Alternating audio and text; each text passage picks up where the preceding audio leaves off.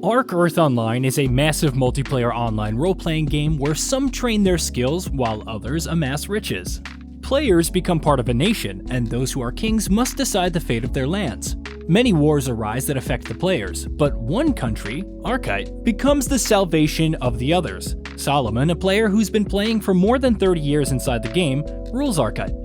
Solomon and a group of exceptionally talented mages known as 9 Wise Men made the kingdom prosper.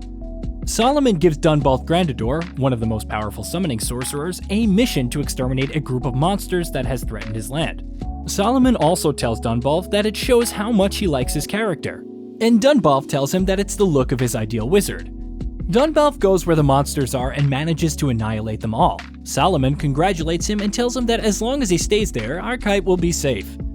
Days later, Dunbalf disappears without a trace, leaving the kingdom of Archite in crisis. Meanwhile, a young woman wakes up in the forest and walks confused until she reaches Archite. The girl meets King Solomon, and he asks her if she is, in fact, Dunbalf. When she admits it, Solomon begins to laugh at her, since he went from being an old man to a pretty young girl. Dunbalf explains to Solomon that he was playing with the makeup box that he had bought and created a female character, but he fell asleep and woke up like this. Now, since the makeup box is already expired, he can't undo it. As they talk, Luminaria, an elementalist sorceress and member of 9 Wise Men, arrives in the room. They all agree to keep the girl's true identity a secret. Dunbalf in the girl's body arrives at her house and is received by Mariana, his employee. When Mariana sees the young woman, she asks who she is and questions where her master Dunbalf is. The sorcerer calls himself Mira and tells her that she's Dunbalf's disciple and that he won't be back for a while.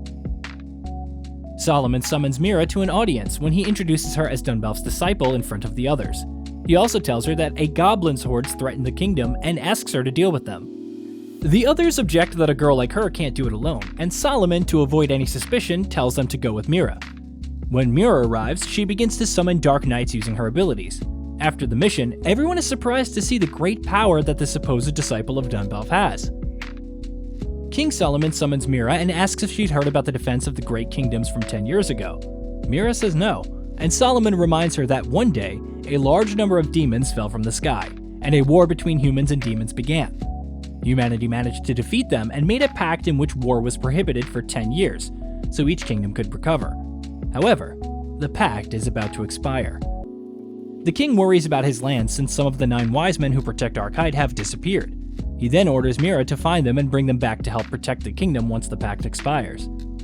Mira heads to Nebropolis Temple as one of the wise men. Soul Howl is likely to be there. Inside Nebropolis is the Mirror of Darkness, by which you can talk to the deceased.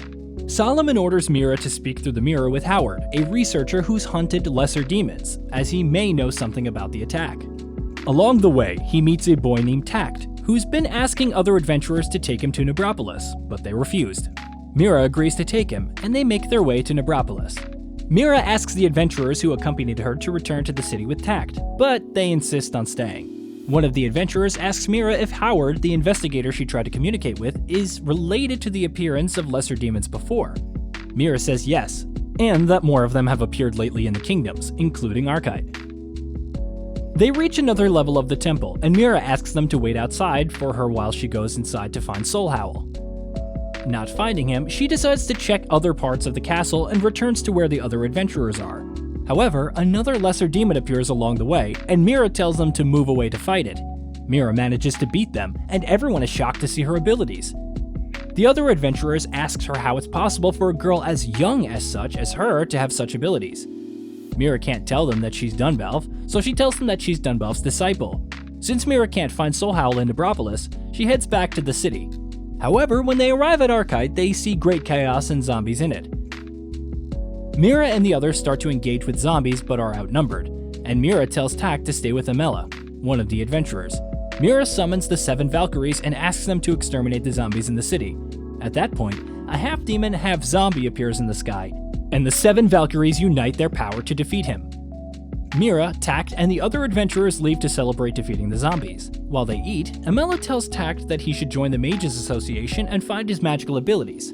Cyril, the captain of the adventurers party, thanks Mira for taking care of his members. The next day, Mira takes Tact to the Mages Association, says goodbye to him, and goes to see Cyril. He asks her if she's a student of Dunbalf and if in real life they play together. To which Mira says yes. Zero tells her about his journey in the game and how he managed to form his adventurers group. Mira then asks Zero if he could find out something for her, hands him an envelope, and returns to Archite. Mira arrives at Archite and meets with Solomon. She tells him that she couldn't talk to Howard and didn't find Soul Howl either, but she brought all of the research documents to find him. Solomon gives these documents to Suleiman, the kingdom's aide, to organize the next day. Mira gets a call from Suleiman to head to the castle. Upon arrival, he meets Solomon, who tells him that Suleiman has failed to decipher one of Soul Howl's documents. However, he managed to find a clue and wants Mira to handle it. She must go to the vault where the emissary of the Crescent Moon kept documents gathered during his life. Solomon explains that they need the Firefly Stones from the Luggett copper mines to get to the vault. Garrett, the chariot driver, and other soldiers will go to look for the stones, but they need Mira's help, who summons a Dark Knight to accompany them. They go to the mines and manage to get the stones, but a beast appears and the Dark Knight cannot defeat it. Luckily, one of the 9 wise men arrives and annihilates the beast. The adventurers return to the castle and deliver the stones to Mira. Mira heads to Archite's academy, as the entrance to the vault is below it. There, Mira meets a summoning teacher named Hinata. They both talk, and Mira tells her that she's also a summoner. Hinata tells her that she doesn't have many students and can barely summon basic spirits. Hinata asks Mira for help, as there will be a magical arts contest in which each department competes. Sadly, the summoning department has been in the last place for a long time. Mira agrees to help her, and when the magical arts contest begins, Mira summons Letitia, a beautiful spirit who uses her voice to perform magic. Mira receives the highest score, but Karis, one of the sorcerers, says that the young girl can't know how to do such an advanced technique. The judge, to resolve it, asks them both to compete, ending with Mira being the winner. At the end of the match, Kleos, a substitute elder, approaches Mira and tells her that he's interested in her skill and wants to compete against her. As they fight, Kleos is amazed at Mira's power.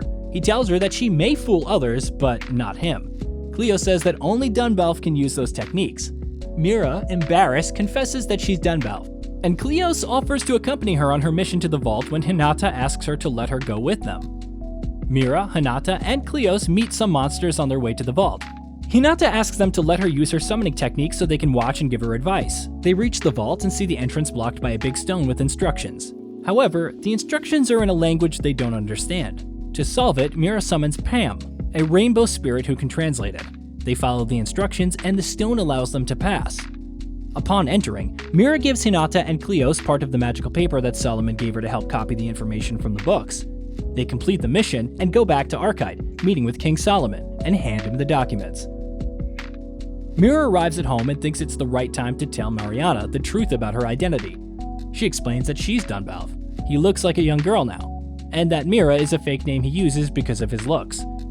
Mariana is shocked, hugs Mira, and tells her that no matter what he or she looks like, he'll always be her master and that she's happy that he has returned. Solomon tells Mira he knows where to send her, thanks to the documents from the vault. He explains that she should explore the Speaker's Forest, as she can find traces of Soul Howl inside. Also, next to the forest is the Primal Forest, where she might find the material he needs for the top-secret weapon he's been developing. Solomon also tells Mira that there's a fort near the forest where she can rest. Mira leaves on her Pegasus and decides to go to the fort. Upon arrival, she notices that the place is in terrible condition. The people there tell her that a monster attacks every night and that it'll likely show that night. Mira decides to help them, and together they make a plan to destroy this monster. The group goes to the outskirts of the forest to look for the monster, find it, and, although it's not easy, they manage to destroy it. They return to the fort, and everyone celebrates together. The next day, Mira goes into the woods looking for signs of Soul Howl. In a tree, she summons a god and asks if Soul Howl has been to that place, and the god tells him that he indeed has. Mira goes to the Primal Forest to find the founder's seed Solomon needs. She begins to search for the seeds scattered in the forest. While searching, some monster appears, but Mira destroys them without much trouble. When Mira is near a lake, she can feel someone watching her. Suddenly, a man comes down from the tree and asks if she's a spirit. Mira says no, and clarifies that she is a summoner. Mira asks the man what he's doing there, and he tells her that he's collecting herbs and fruits. But Mira is suspicious and decides to follow him. Mira watches as the man tries to attack a spirit in the form of a woman by the lake. A fortune teller from the Izuzu League prevents the attack and accuses the man of belonging to Chimera Clausen, a group that attacks spirits. The two men fight, and the fortune teller begins to have problems, so Mira decides to help him. The Azusu League fortune teller appears before her, telling her that his name is Blue and that he wants to take the man back to his base for questioning. Mira asks Blue to let her go with him to the base so she can find more clues of the whereabouts of one of the 9 wise men. Inside the Azusu League base, Mira begins to talk to Blue and his partner about what happened. She wants to find out the purpose of the Chimera Klausen group since they're attacking spirits. Mira is in the forest and finds the adventurers who accompanied her on her mission to Nebropolis as they eat. Zeph, one of the adventurers, tells Captain Cyril that monsters are attacking one of the squads. The adventurers go to the forest to kill the monsters and decide to explore around. Mira gets a package containing a blackboard with a strange symbol and touches it. Suddenly, everything around her gets cloudy. Mira notices that she's in a different place, sees a group of men, and goes over to talk to one of them. Mira asks where they are, and he tells her that they are in the past. She's there because a dimensional distortion trapped her and sent her soul to the past. It's not long before Mira returns to the present. She summons her Pegasus and goes to town. Mira watches the burning city in the distance and meets Garrett. He tells her that there's a great horde of monsters attacking the kingdom, and that she must meet with King Solomon immediately. Suleiman tells King Solomon that there's a horde of monsters attacking nearby and that their target is Archite. Solomon sends all of his troops to take care of wiping out the monsters, but they're heavily outnumbered. Solomon is worried, anxiously waiting for Mira to come back. Mira arrives on the northwest side of the kingdom to help fight the monster horde, and Suleiman informs Solomon of Mira's return. Mira meets up with the Luminaria, and they head to the battle. Suleiman tells Solomon that they were able to destroy all the monsters, and he happily goes out to greet Mira and Luminaria. But suddenly, everything becomes cloudy, and a monster appears in the sky. Mira summons her army of Dark Knights and Valkyries, and together with Solomon and Luminaria, they begin to fight against the monsters. The battle gets very hard, very fast, because of the monster's massive power.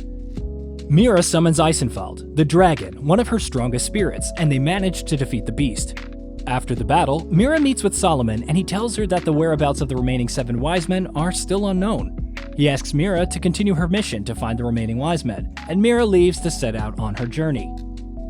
And that was She Professed Herself Pupil of the Wise Man. Season 1 recap. If you enjoyed this recap, remember to hit that sub, click the like button, and comment down below to let me know what you think of the series. I'll see you on the next video.